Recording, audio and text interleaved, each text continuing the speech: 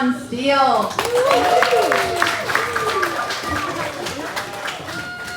It's my first time in Gainesville. I don't know how the comedian greetings go. But we'll work on that. Santa? You here? That is so cool of you. I thought you'd be pretty busy. Alright, so Christmas is my favorite time of year, especially now. It's the only time of year when I can see a bunch of people walking around in red hats and not be triggered. I recently turned 50. It was 6 years ago. So, what's the worst thing you can tell children around the holidays? You'd think that. Yeah, Santa's not real is the most popular answer. It's number one on the Family Feud board up there. But there's something worse, and I did it last week. You can tell them Santa's dead. And he's not. He's right here. Okay, so thank you guys, right there. It's fine. Yeah, I did that. I was at a trivia show. I thought I checked the room. I tried to do that before I start getting loose with the jokes. There was a kid right behind me in the booth behind me that I couldn't see. So I said Santa was dead. And I hear this little voice go, Santa's not dead.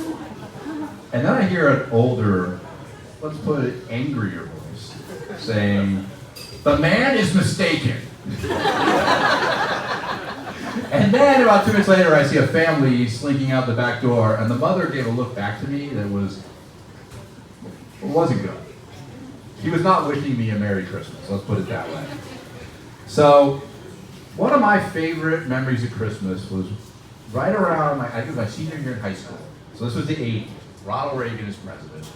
And he was an actor, so well, it's okay, he's gone now. He can't hurt us anymore. He was president, and we were in New York City on a college trip, and it was one of those rare times, even then, actually in Manhattan, that time of year, it didn't snow very much, but it did, and there was snow everywhere. It was beautiful. And we're coming out of our hotel, and there's all this commotion on the street. The cops are moving people around. And my mom's like, what's going on? And she says, the cop says to her, the president's coming, he's going to speak at the UN. He's going to come right down the street here. So we were on the corner, and my mother was an avid photographer. She always had 2 cameras. Why 2? I don't know, but she did. So she gave me one and sent me the other side of the street. So whichever way he came from, we were going to get a shot. And I'm taking a shot of the limousine as it drives by, right? Yes. Well, he gets to the corner, the car stops as they're making the turn, and there's a huge crowd there, and they're going crazy. Obviously Republicans. But he rolls down the window, because Reagan was an actor, and he knew a moment, and he saw this, and he rolled down the window, he's waving at everybody.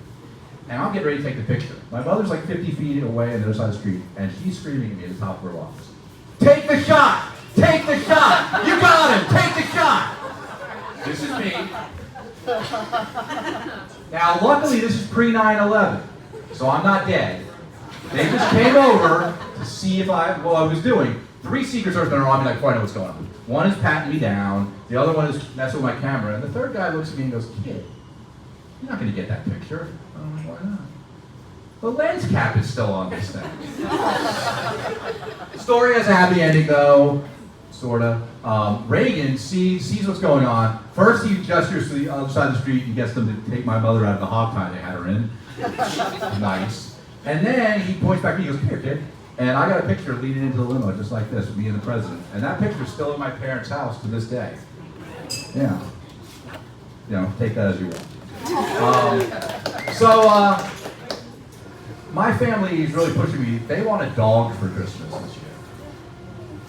But my cat said no. What are you going to do? We had an election, right? And the thing I'm most upset about, honestly, is we could have made pot legal in Florida. Could have gone to Walmart and picked it up, right? My only solution now is I have glaucoma.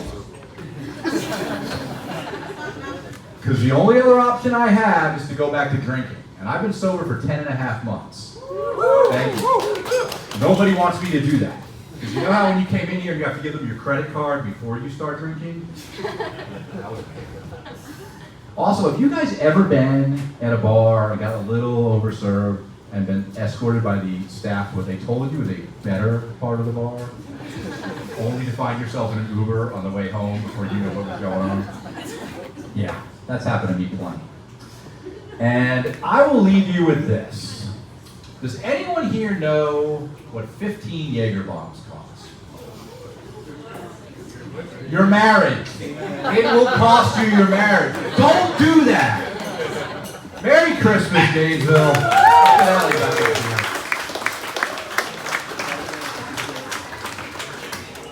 Thank you, Sean.